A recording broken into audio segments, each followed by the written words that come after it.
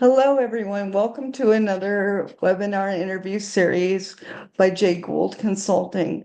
Today, we want to bring to the attention the importance of engaging in legislative advocacy on every level, from basic to really getting involved in public policy work, and why that's important across sectors regardless.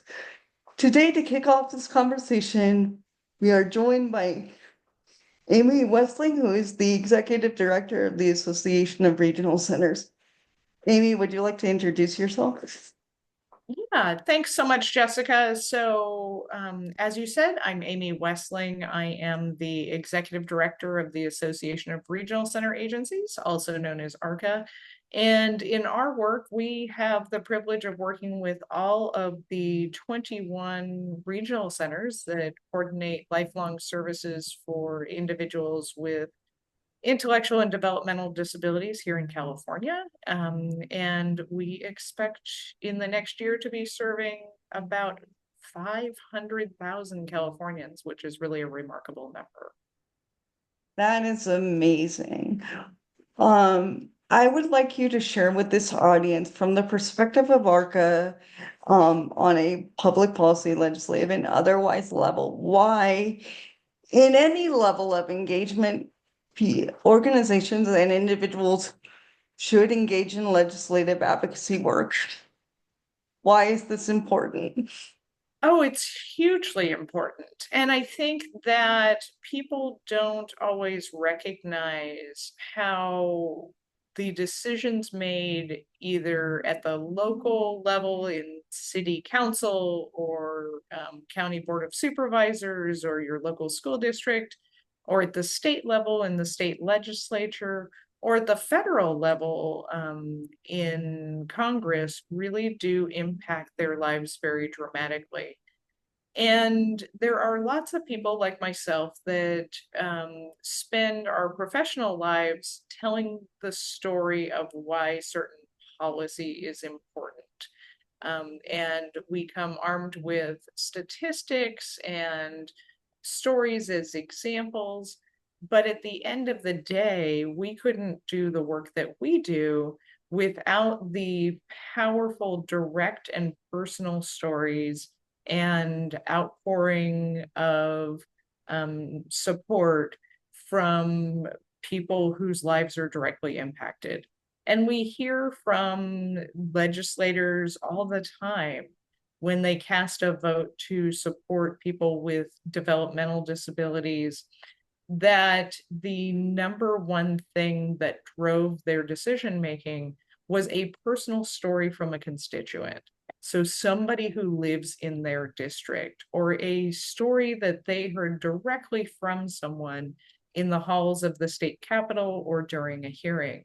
Because as a public official, they hear lots and lots of requests for um, resources or for policy that is going to benefit one group or another. But what really makes our population stand out is the volume of very compelling stories that people can tell and do generously share in the public policy arena. So, really, I see it as a partnership between those of us who have the honor and privilege of doing this as a profession. And we can paint, as I said, kind of the broader overarching picture and answer questions about technical aspects of policy and statute. But it's an incredible partnership with the people most impacted, the people with intellectual and developmental disabilities, as well as their families who can say, yes, this policy makes sense, but here's the real impact in my life. And ultimately, it's that combination of overarching policy information and direct personal stories that drive votes and garner support for our service system. In your experience in this field, representing the population, and I'm sure also you've done this on some sort of level on a personal note. I mean, most people that work in public policy have done this at a personal level at some point. Can you attest to the effectiveness of this type of approach and why it should be done? Absolutely. Um,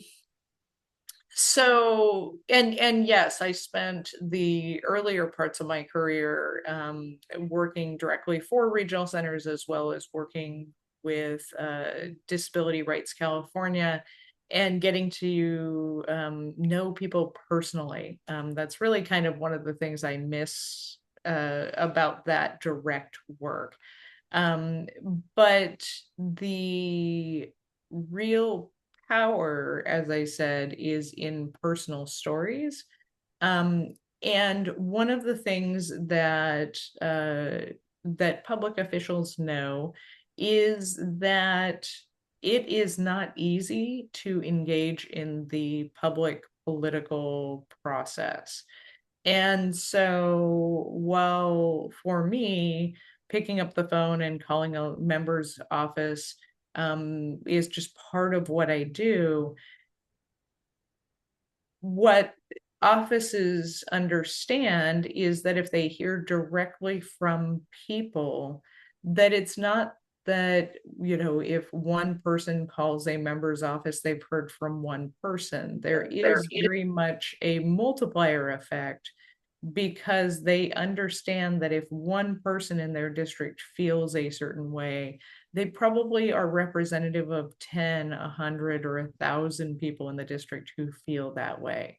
So it is much more valuable for people to, or for legislative offices to hear directly from the people they are there to represent, because they really do understand that no one person, no one constituent is calling and representing only themselves, that there are typically, as I said, many, many people with similar perspectives or similar experiences behind them.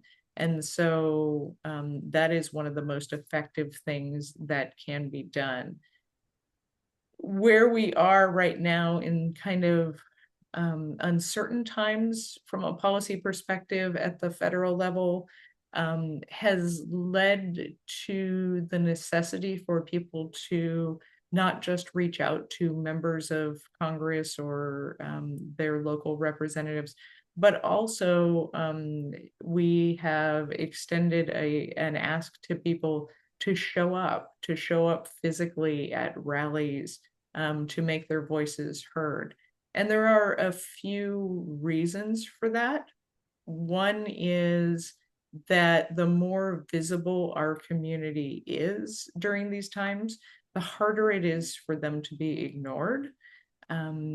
Yesterday, we had a budget hearing in Sacramento on statewide issues, and there were probably 75, I would guess, self-advocates who were there not to speak, but to be seen and to remind elected officials that they're there, that they are voters, that they count, that they matter.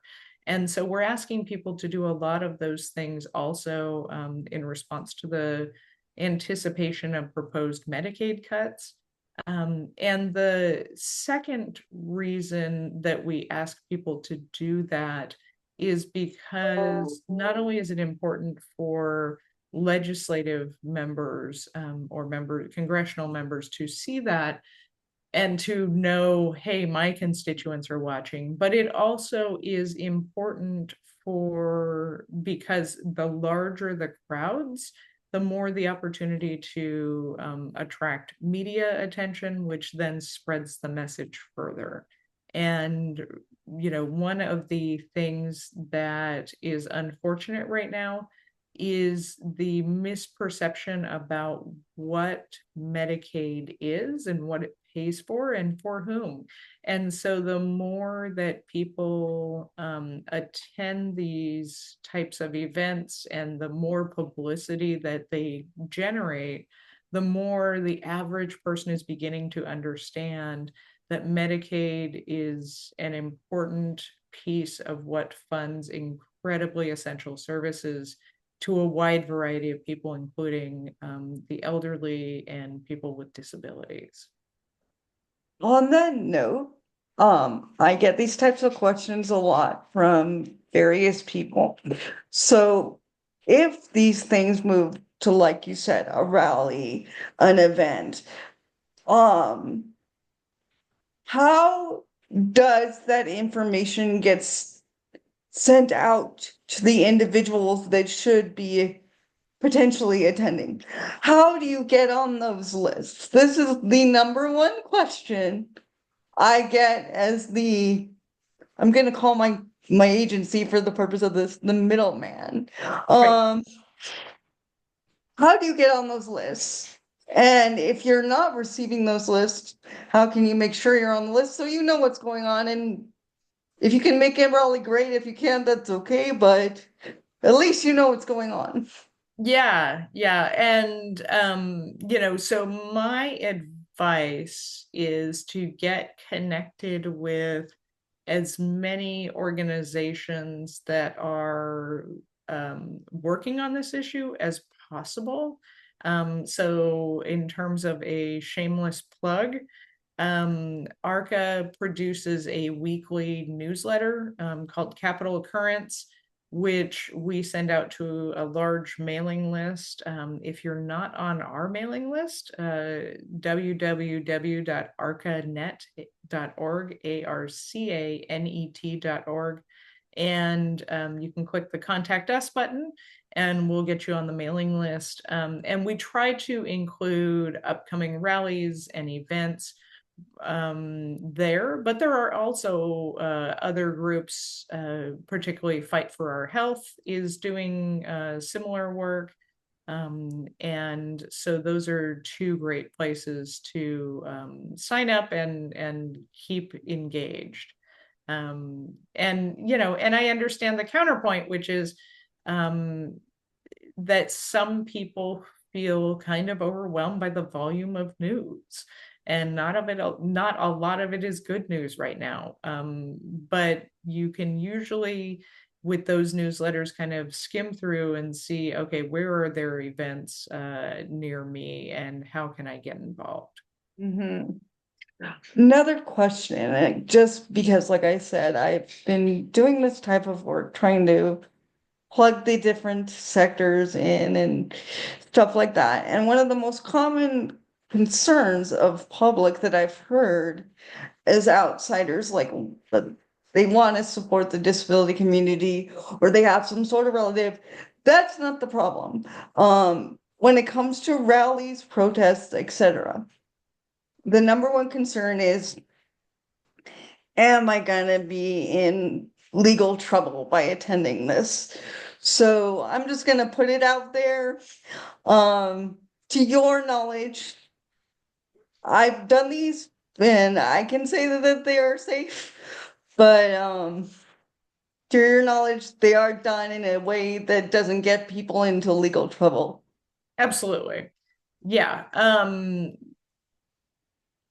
These are rallies and events that are pulled together by people with a lot of experience doing this, who get the appropriate permits when necessary, who ensure that that everything that's being done is not going to subject people to any to any legal problems. And so, yeah, that's certainly a valid concern. But these things are done very carefully with that in mind. Thank you. Like I said, I'm aware of this, but for anyone listening to these, I wanted to reassure people, whether you're Yes. coming out as a supporter, whether you're an individual who's directly impacted, that attending these rallies is perfectly legally safe. You are not going to be legally repercussioned by showing up for support. No, Um, no, not at all.